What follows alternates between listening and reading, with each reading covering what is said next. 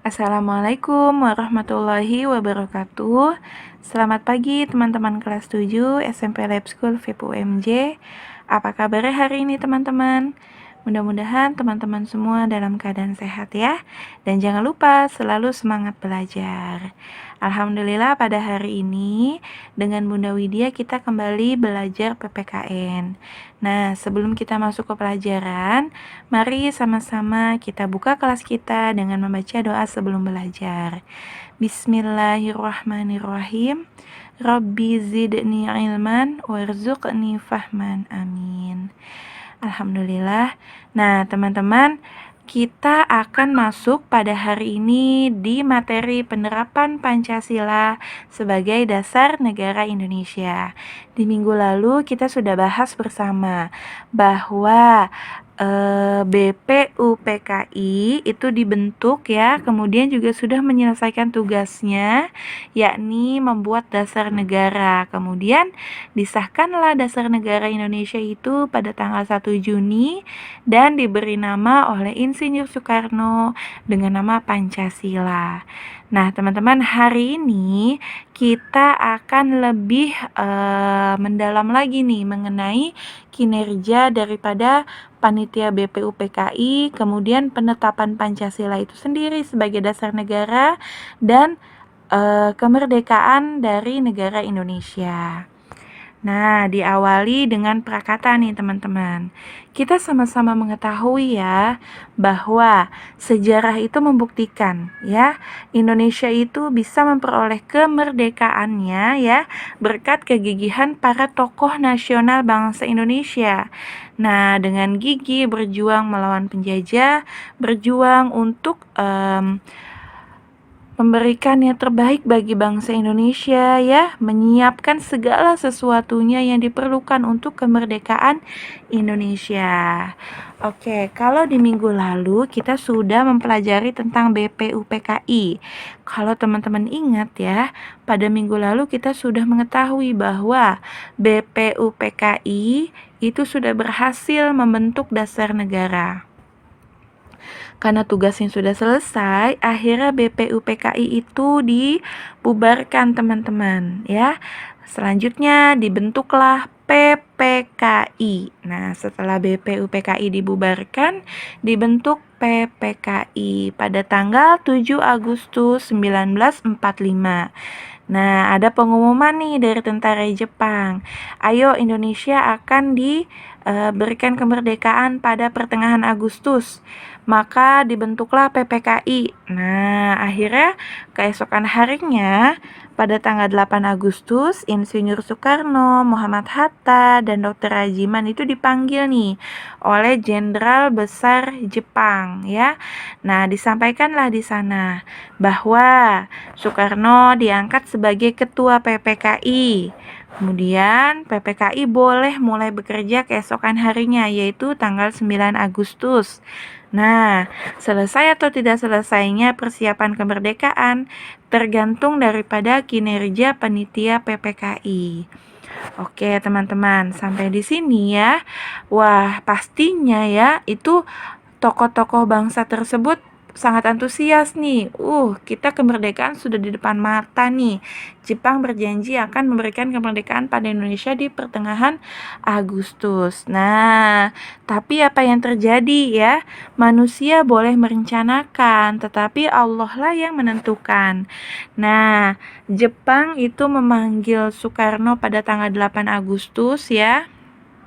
Keesokan harinya, ternyata kota Nagasaki dijatuhi bom atom oleh negara sekutu. Nah, ini bukan yang pertama kali, melainkan yang kedua kali. Sebelumnya pada tanggal 6 Agustus juga sudah dijatuhi bom atom, yaitu di kota Hiroshima. Setelah itu habislah negara Jepang, dua kota besarnya itu dijatuhi bom atom, yang mengakibatkan pada tanggal 15 Agustus Jepang menyerah kepada sekutu. Oke, Jepang menyerah mengakui kekalahannya, sehingga apa yang terjadi teman-teman? Nah, terjadilah kekosongan kekuasaan di Indonesia, atau disebut vacuum of power. Nah, di sana terjadilah nih gejolak di Indonesia, sampai terjadinya peristiwa Rengas Dengklok. Gejolak apa sih yang terjadi? Nah, karena Jepang itu karena rakyat Indonesia mengetahui Jepang pada tanggal 15 Agustus itu menyerah pada sekutu. Sehingga rakyat Indonesia tahu, berarti Indonesia sekarang sudah tidak dijajah oleh siapa-siapa nih. Semua pasukan Jepang kembali ke negaranya. Nah, sampai terjadilah gejolak. Ayo kalau gitu kita cepat-cepat untuk memproklamasikan kemerdekaan. Tetapi ya, karena sudah dibentuk panitia PPKI, nah mereka itu masih ingin menunggu keputusan dari Jepang dan masih ingin menunggu hasil daripada kerja panitia PPKI. Tapi karena golongan pemuda bersikeras untuk ayo cepat kita proklamasikan kemerdekaan sekarang juga. Nah, sampai terjadilah peristiwa Rengas Dengklok. Apa sih peristiwa Rengas Dengklok itu? Terjadinya kekosongan kekuasaan di Indonesia dan menyerahnya Jepang kepada sekutu diketahui nih oleh bangsa Indonesia. Sehingga muncullah gejolak di Indonesia. Apa gejolaknya? Yaitu mereka ingin segera merdeka. Golongan muda menginginkan kemerdekaan diproklamasikan pada saat itu juga. Namun, golongan tua merasa harus ada prosedurnya dan harus menunggu kedatangan Jepang. Nah, kemudian dengan cara menyelesaikan juga tugas dari PPKI. Nah, akhirnya karena ada dua pendapat tersebut, terjadilah peristiwa Rengas Dengklok, yaitu peristiwa di mana penculikan Insinyur Soekarno yang dilakukan oleh golongan muda. Nah, untuk apa? Untuk mendesak kemerdekaan Indonesia. Nah, pada akhirnya ya di sana dijalinlah musyawarah mufakat sehingga diambillah keputusan yang menengah. Nah, pada waktu itu golongan tua menginginkan golongan muda itu menginginkan Indonesia itu memproklamasikan kemerdekaannya pada tanggal 16 Agustus. Nah, sedangkan golongan tua menginginkan sesuai dengan tanggal yang ditentukan oleh PPKI, yaitu tanggal 18 Agustus. Nah, kemudian diambil musyawarah mufakat dan diambillah pertengahan dari tanggal tersebut, yaitu tanggal 17 Agustus tahun 1945. Nah, persiapan kemerdekaan pun dimulai. Para tokoh bangsa berkumpul untuk mempersiapkan kemerdekaan. Bendera merah putih dijahit oleh Ibu Fatmawati. Teks proklamasi disusun bersama, ditulis tangan oleh Insinyur Soekarno. Kemudian setelah ditulis, diketik oleh Sayuti Melik. Nah, keesokan paginya jam 10 pagi ya, proklamasi dibacakan di Jalan Pegangsaan Timur nomor 56 Jakarta pada tanggal 17 Agustus tahun 1945. Dan di sana ditunjuklah Insinyur Soekarno sebagai presiden dan Mohatta sebagai wakil presiden. Nah, teman-teman, sekarang kita akan masuk ke teks proklamasi. Pasti teman-teman semua sudah hafal ya. Untuk itu, ayo kita baca bersama. Proklamasi. Kami, bangsa Indonesia, dengan ini menyatakan kemerdekaan Indonesia.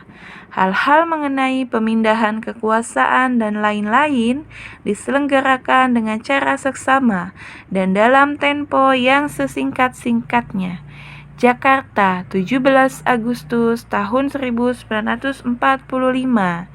Atas nama bangsa Indonesia, Soekarno-Hatta. Nah, ini adalah teks proklamasi yang dulu dibacakan oleh Bapak Soekarno. Nah, dengan adanya Proklamasi yang dibacakan ini menandakan pada tanggal 17 Agustus tahun 1945 Indonesia telah merdeka. Nah, teman-teman, berikut kita masuk ke komitmen para pendiri negara dalam merumuskan dan menetapkan Pancasila. 1. Ya, para pendiri bangsa ini memiliki semangat persatuan, kesatuan, dan nasionalisme. Yang kedua, adanya rasa memiliki terhadap bangsa Indonesia. Yang ketiga, selalu bersemangat dalam berjuang. Yang keempat, mendukung dan berupaya secara aktif dalam mencapai cita-cita bangsa. Dan yang kelima, melakukan pengorbanan pribadi. Nah, teman-teman, sikap-sikap ini juga harus kita miliki ya sebagai penerus bangsa Indonesia. Agar apa? Agar terciptalah sinkronisasi yang dulu menjadi komitmen para pendiri negara, sekarang kita jadikan juga komitmen para penerus bangsa. Oke, teman-teman, sampai di sini pembelajaran kita hari ini.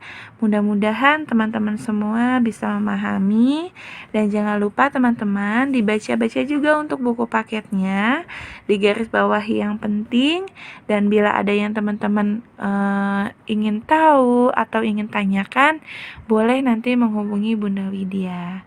Sampai di sini dulu ya teman-teman. Bunda Widya akhiri. Wassalamualaikum warahmatullahi wabarakatuh.